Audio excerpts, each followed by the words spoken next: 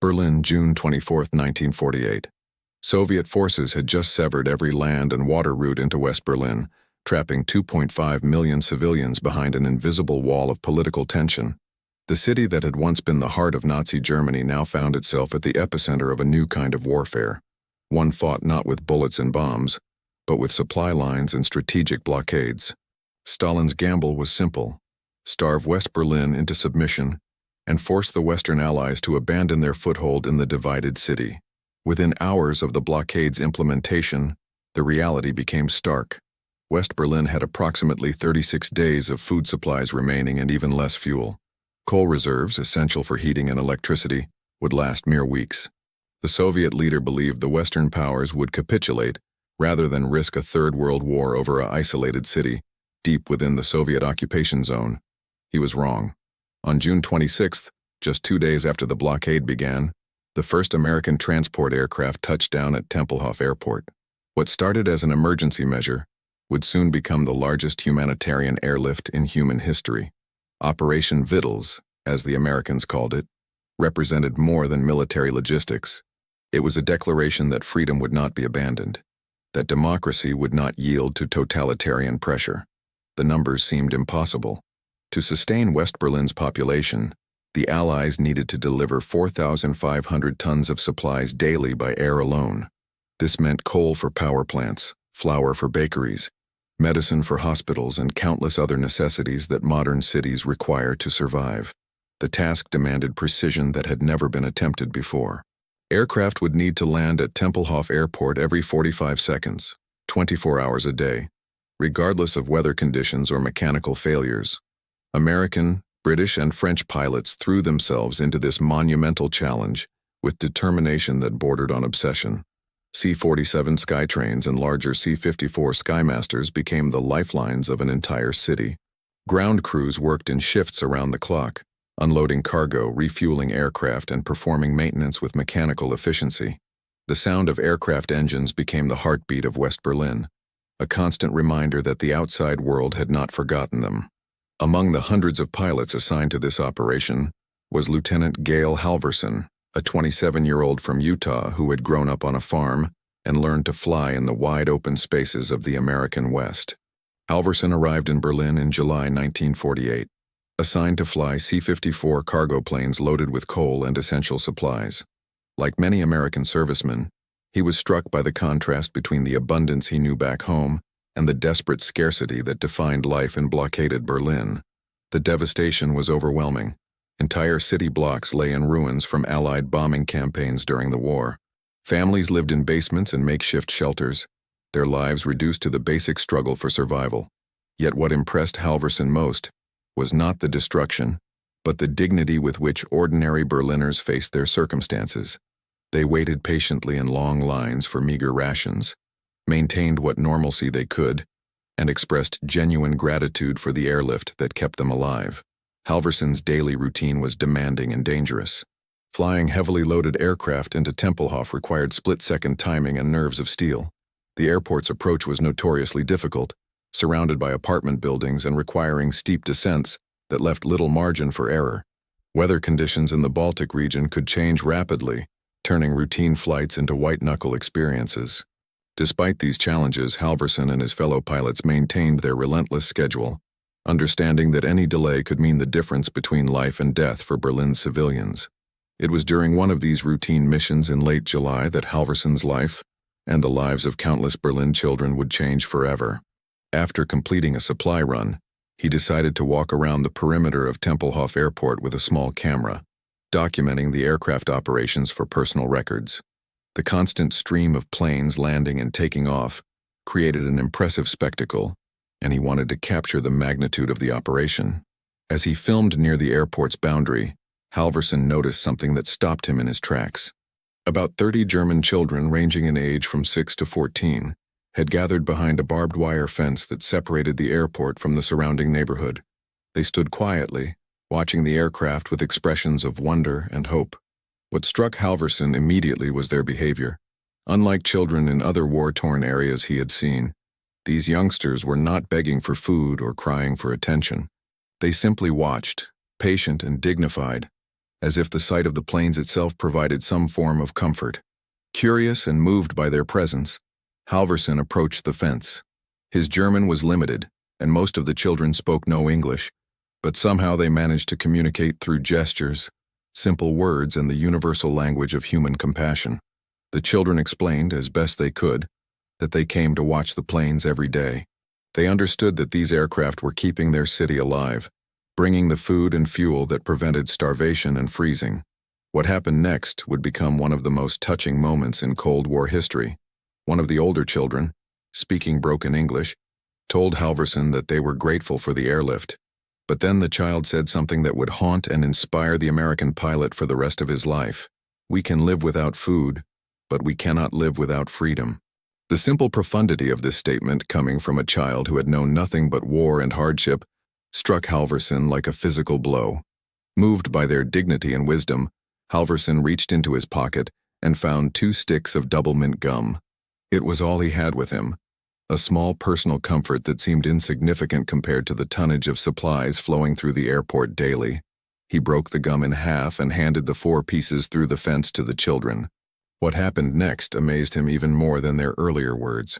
Instead of fighting over the precious treats, the children carefully divided the gum among themselves. Those who received pieces shared them with others, breaking them into smaller portions so everyone could taste the sweetness. The children who did not receive gum were given the wrappers to smell, and they inhaled the minty scent with expressions of pure joy. In that moment, Halverson witnessed a level of selflessness and community spirit that challenged everything he thought he knew about human nature. Before leaving, Halverson made an impulsive promise that would change his life and the lives of thousands of Berlin children. "Tomorrow," he told them, "I'll drop some candy for you from my plane.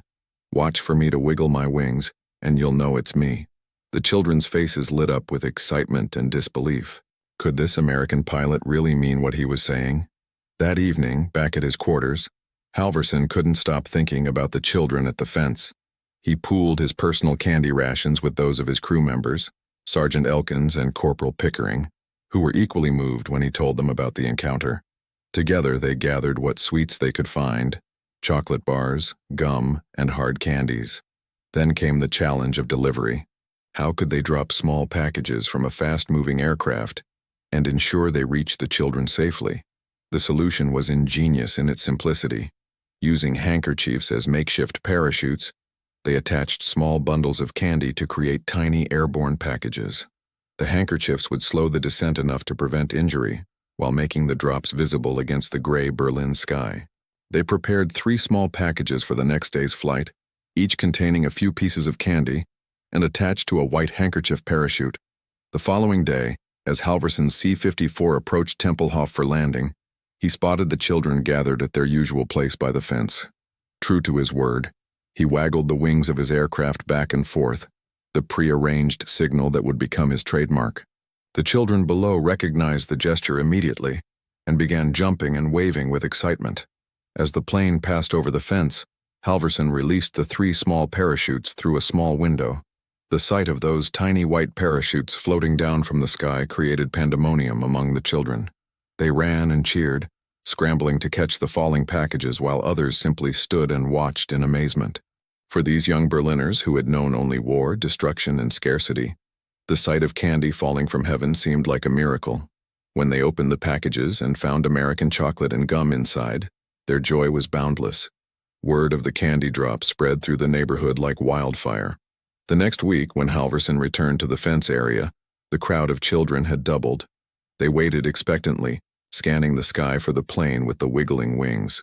Halverson, now committed to his promise, had prepared more packages. His crew had become enthusiastic participants, contributing their own candy rations and helping to construct more handkerchief parachutes. For several weeks, Halverson continued these unauthorized candy drops, keeping the operation secret from his commanding officers. He feared that military regulations would prohibit such activities, viewing them as unnecessary risks or distractions from the critical supply mission. However, the secret could not be kept indefinitely. The children's excitement had drawn attention from adults in the neighborhood, and eventually, reports reached the American Military Command. Lieutenant General William H. Tunner, the no-nonsense commander of the Berlin airlift, summoned Halverson to his office. The young pilot expected a severe reprimand, possibly even court-martial proceedings for conducting unauthorized activities. Instead, Tunner surprised him completely. After hearing the full story of the candy drops and their impact on Berlin's children, the general made a decision that would transform a single pilot's gesture into a major humanitarian operation. "This is exactly the kind of thing we should be doing," Tunner declared.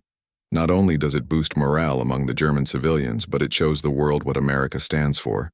We're going to make this official." On September 22, 1948, Operation Little Vittles was formally launched as an adjunct to the main airlift operation. Halverson was assigned to coordinate the expanded candy dropping program, and other pilots throughout the airlift were encouraged to participate. The transformation from individual initiative to official operation was remarkable. What had begun with 3 handkerchief parachutes and a few pieces of candy soon involved dozens of aircraft and hundreds of participants. Military supply officers began allocating space and weight allowances for candy shipments. Ground crews constructed better parachutes using surplus materials. Even the flight schedules were adjusted to allow for candy drops without interfering with critical supply deliveries. News of Operation Little Vittles reached the American press in early October 1948, and the public response was overwhelming. Newspapers across the United States picked up the story of the Candy Bomber, as Halverson had become known.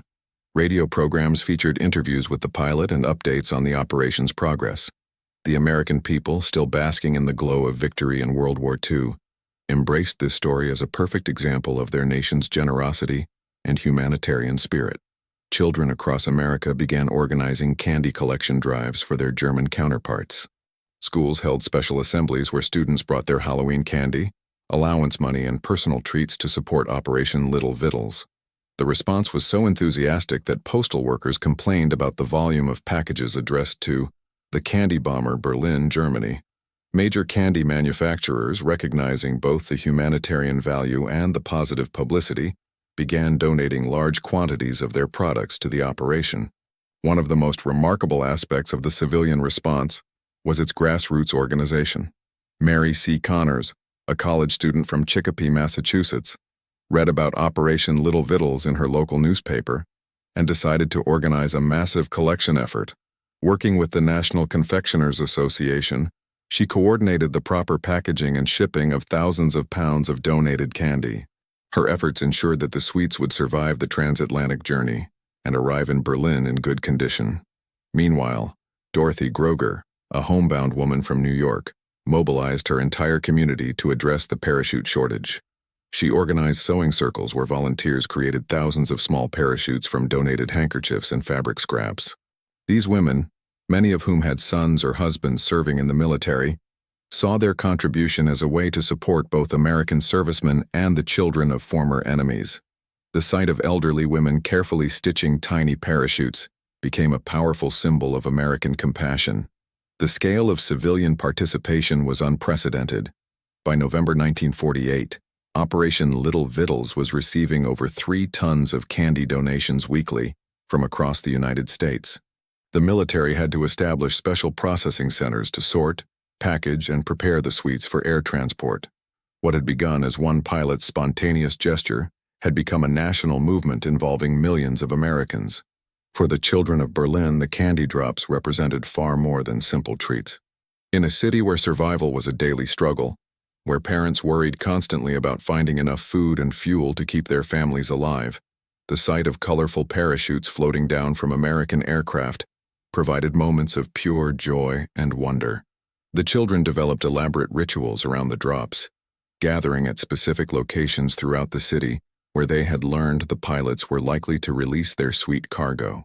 The children quickly learned to recognize Halverson's distinctive wing-waggling signal, and they affectionately nicknamed him Onkel Wackelflügel, or Uncle Wiggly Wings. Other pilots developed their own recognition signals, and the children became expert at identifying different aircraft and predicting where drops might occur. The anticipation became almost as exciting as the actual candy, with groups of children scanning the skies and racing through the streets when they spotted approaching aircraft. The sharing behavior that Halverson had first observed at the airport fence continued throughout the operation. Children who caught parachutes invariably shared their contents with others who had been less fortunate. Older children looked after younger ones, ensuring that even the smallest received their fair share. This spirit of cooperation and community, fostered by the candy drops, provided a powerful counterpoint to the division and conflict that defined the broader political situation. The children also began writing letters and drawing pictures to send back to the American pilots. These communications, often written in broken English or accompanied by German translations, expressed gratitude that went far beyond simple thanks for candy. The children wrote about their daily lives, their hopes for the future, and their growing understanding that the Americans were not the enemies they had been taught to fear during the war. Many of these letters and drawings were forwarded to the United States, where they appeared in newspapers and magazines, further strengthening American support for the operation. Operating Little Vittles alongside the critical supply missions required careful coordination and planning. Safety was the paramount concern, as the candy drops could not be allowed to interfere with the precise timing and navigation required for the main airlift. Pilots received specific training on when and where to release their parachutes, ensuring that the small packages would not pose hazards to other aircraft or ground operations.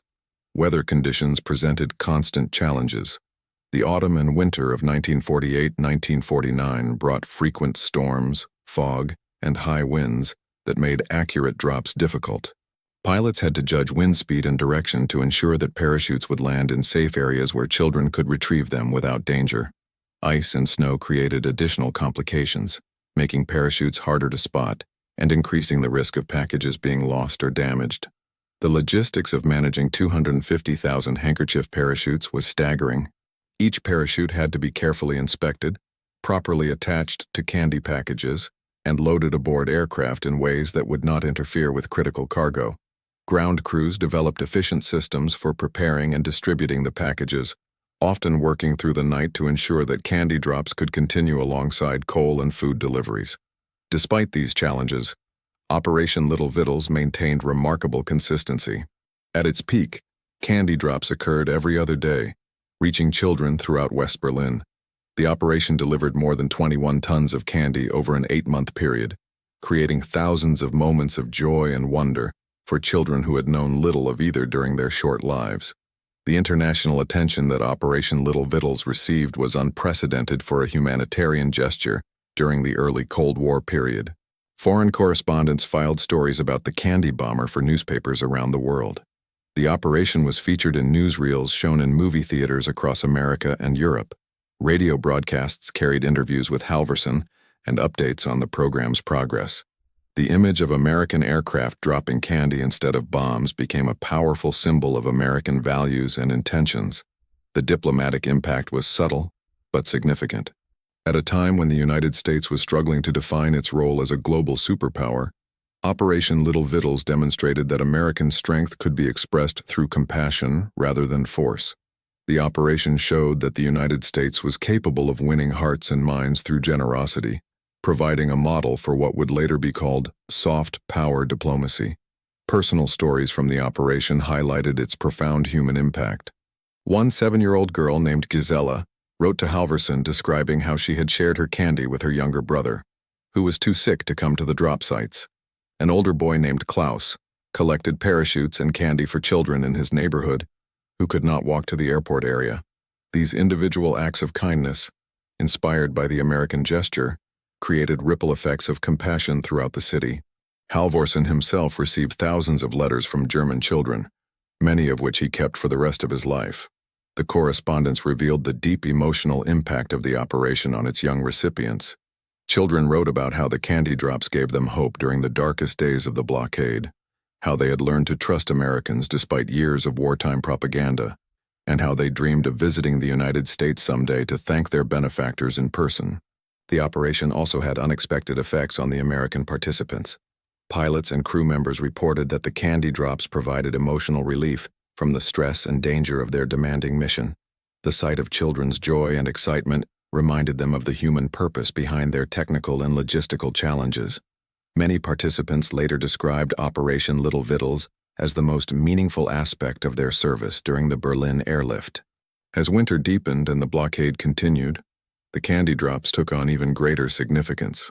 The harsh weather made daily life in Berlin increasingly difficult, and the psychological boost provided by the sweet parachutes became more important than ever.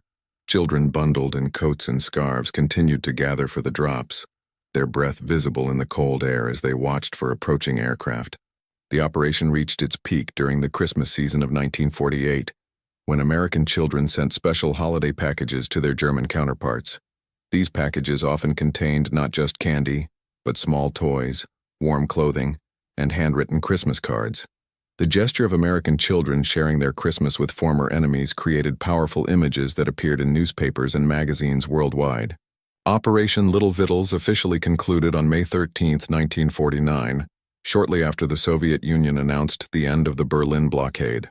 The final candy drop was conducted by Captain Lawrence Kasky, who had taken over coordination duties after Halverson's return to the United States in January 1949. The end of the operation was bittersweet for both the American participants and the German children who had come to depend on their sweet deliveries from the sky. The immediate aftermath of Operation Little Vittles was profound. The children who had received candy maintained correspondence with American pilots for years afterward. Many of these relationships evolved into lifelong friendships that transcended national boundaries and political differences. The operation had created human connections that would endure long after the political crisis that had prompted it was resolved. Halverson's recognition came in many forms. He received the Cheney Award for outstanding airmanship and humanitarian service. Years later, he was awarded the Congressional Gold Medal, the highest civilian honor that the United States Congress can bestow. The German government honored him with the Großes Bundesverdienstkreuz, or Grand Cross of the Order of Merit, recognizing his contribution to German-American friendship. Schools in Germany were named after Halverson, and he became a frequent visitor to the country throughout his life. German children who had received his candy grew up to become leaders in business, politics, and education, many of whom credited the American pilot with teaching them important lessons about kindness, generosity, and the possibility of friendship between former enemies. The legacy of Operation Little Vittles extends far beyond its immediate impact during the Berlin blockade. The operation demonstrated the power of individual initiative to create positive change on a global scale. Halvorson's spontaneous gesture had grown into a movement involving millions of people and had helped to reshape international relations during a critical period in world history. The operation also provided a model for humanitarian diplomacy that would influence American foreign policy for decades to come. The idea that America could project power through generosity rather than force became a central theme in Cold War strategy. Programs like the Peace Corps, Food for Peace, and countless other humanitarian initiatives can trace their philosophical roots to the simple act of dropping candy to German children. For the children who received those sweet parachutes, the impact was life-changing. Many later described how the candy drops had taught them that former enemies could become friends, that generosity was more powerful than hatred, and that individual acts of kindness could transcend political boundaries. These lessons, learned during childhood in the ruins of Berlin, shaped their worldview and influenced their own actions throughout their lives. The story of Operation Little Vittles reminds us that even in the darkest moments of human conflict, there is always room for compassion and hope. In a world divided by ideology and threatened by nuclear war, a young American pilot chose to drop candy instead of bombs, creating moments of joy that would be remembered for generations. His simple gesture proved that the most powerful weapons in the human arsenal are not those that destroy, but those that heal, unite, and inspire. Today, as we face new global challenges and divisions, the legacy of Operation Little Vittles remains relevant and inspiring. It reminds us that individual actions can have profound consequences, that kindness is a universal language, and that the bridges between peoples are built not by governments or institutions, but by ordinary individuals who choose to reach across divides with open hearts and generous spirits. The children who rushed out cheering as American pilots showered Berlin with candy parachutes grew up to build a better world, carrying with them the memory of a moment when humanity triumphed over hatred, when sweetness fell from the sky, and when former enemies became lifelong friends through the simple power of an unexpected gift. If you enjoyed learning about this incredible story of humanity triumphing over division, please give this video a thumbs up and share your thoughts in the comments below. What did you think about Lieutenant Halverson's spontaneous act of kindness? Have you ever heard similar stories of compassion during wartime? Your engagement helps us bring more fascinating historical stories to light. Don't forget to subscribe and hit the notification bell so you never miss our latest content, exploring the remarkable moments that shaped our world. Thank you for watching, and we'll see you in the next video.